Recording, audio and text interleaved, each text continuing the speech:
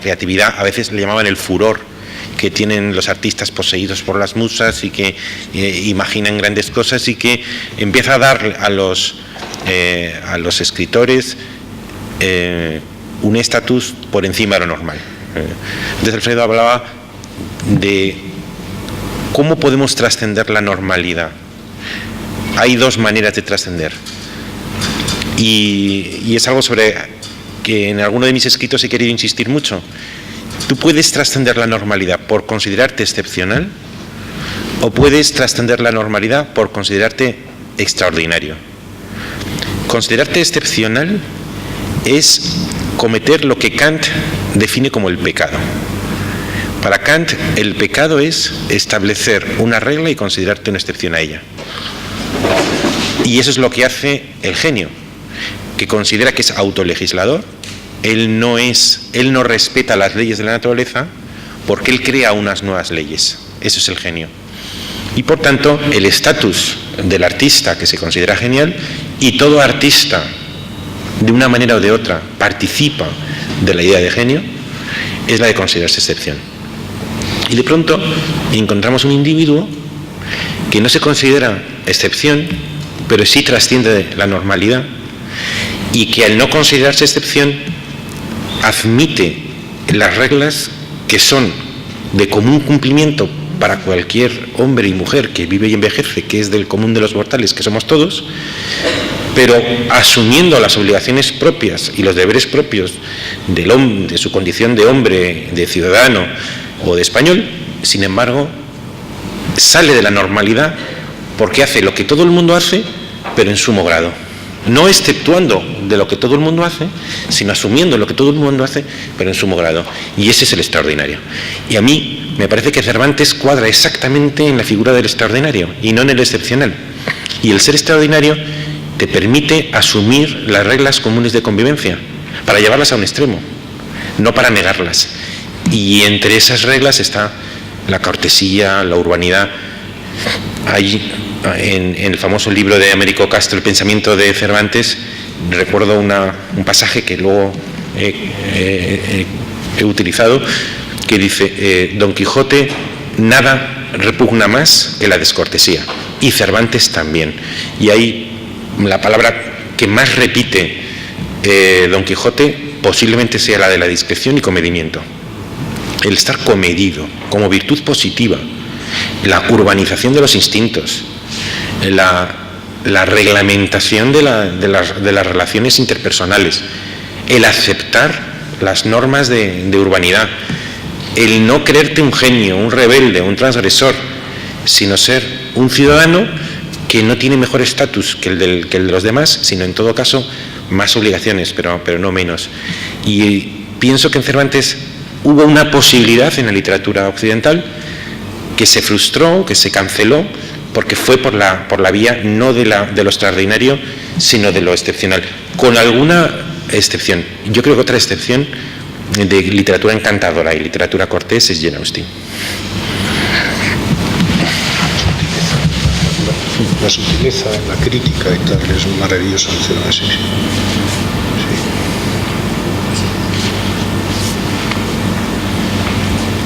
¿Alguna pregunta más?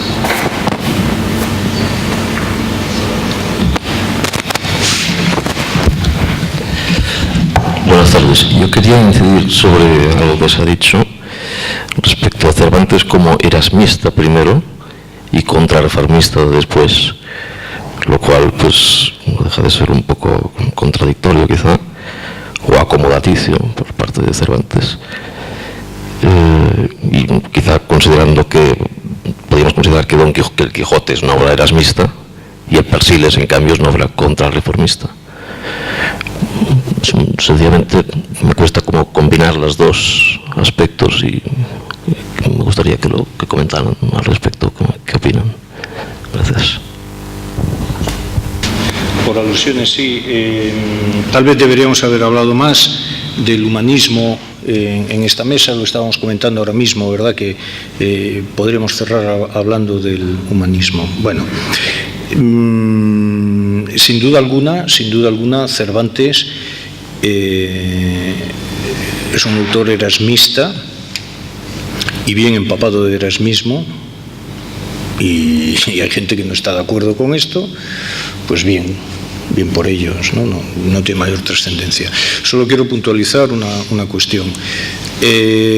La biblioteca, cuando analicé la biblioteca de López de Hoyos, compuesta por más de 400 obras, que no están mal para el siglo XVI, cuando López de Hoyos, el maestro de Cervantes, cuando López de Hoyos muere en 1583, 2 años antes de la publicación de la Galatea, cuando López de Hoyos muere en 1583, que parece que Erasmo ha muerto en España en 1527 o en 1530 y poco, y pues ya va languideciendo, cuando López de Hoyos muere en 1583, entre sus libros tiene 8 obras de Erasmo. 8. ¿De acuerdo? No podemos saber qué obras son, porque el escribano que hace el inventario post-mortem de la biblioteca va publicando otro titulado Erasmo, otro titulado Erasmo, otro titulado Erasmo, o cuando pasa a otro autor pone otro intitulado Titulillo, otro titulado Titulillo, otro titulado Séneca. Bueno, ese titulado Titulillo he deducido que debe ser Tito Livio, pero bueno, el escribano aquel no daba más de sí, el tío, ¿no? Y entonces, gracias a la inutilidad del analfabestia nos hemos quedado sin saber. O sea, es que esto sí que causa frustración, y no lo de Argel. 400 libros el maestro de Cervantes, 400 libros, de los que a lo mejor se pueden identificar, no sé, 15 o 20, ¿no? Y todo lo demás, pues eso, titulillos, Sénecas, otro que se titula, otro que se titula César, otro que se titula, bueno, un desbarajuste. Pero, afortunadamente, dentro de tanta ignorancia y tanta inutilidad, aparecen 6 u 8 libros de Erasmo, López de Hoyos era lector de Erasmo, y no es de extrañar, por lo tanto, que transmitiera a sus discípulos en el estudio de la Villa de Madrid, no es de extrañar que les transmitiera principios erasmistas, sobre todo, además, por cierto, cuando López de Hoyos, cierta cita que hace de Erasmo, cambia autor y obra de referencia, ¿de acuerdo? Para que quien sea no puede identificar esa cita como cita de Erasmo. Y esto fue Américo Castro el que descubrió que esa cita, que no pone que es Erasmo y tal y cual, es de Erasmo. Es decir, López de Hoyos tenía formación erasmista. En España, a finales del siglo XVI, había erasmismo, consciente o inconsciente, pero había erasmismo. Y por lo tanto no es de extrañar que Cervantes recibiera influencias del erasmismo. Pero el Concilio de Trento se clausura en el año 63, ¿verdad? En el 63 creo que es. Desde el 63 en adelante, el proceso de reconfesionalización que se está haciendo, de renacimiento del catolicismo, pues es espectacular, es muy importante, y de hecho hay una compañía dedicada solo y exclusivamente, ¿verdad?, a la aplicación del concilio, etcétera, etcétera, que son los jesuitas, y que lo hacen verdaderamente muy bien, con una pedagogía exquisita, tal y como Cervantes recoge en el Coloquio de los Perros cuando está loando la pedagogía jesuítica, ¿no? Bueno, por lo tanto no es de extrañar que no solo por la clausura y la remoralización del Concilio de Trento, o reconfesionalización inducida por el Concilio de Trento, sino por otras actividades sociales que tienen lugar en la segunda mitad del siglo XVI, los creyentes acabasen abrazando el proceso de reconfesionalización. No es de extrañar. ¿Por qué no lo iban a hacer? Pero con todas las dudas que tiene la práctica de la religión y de la fe, y con todas las contradicciones. Sí, sin duda alguna, porque Cervantes tiene muchas contradicciones. Y que fuera acomodaticio un autor o un pensador, ¿verdad?, como Cervantes, que fuera erasmista y que pudiera ser contrarreformista, no, a mí no me extraña.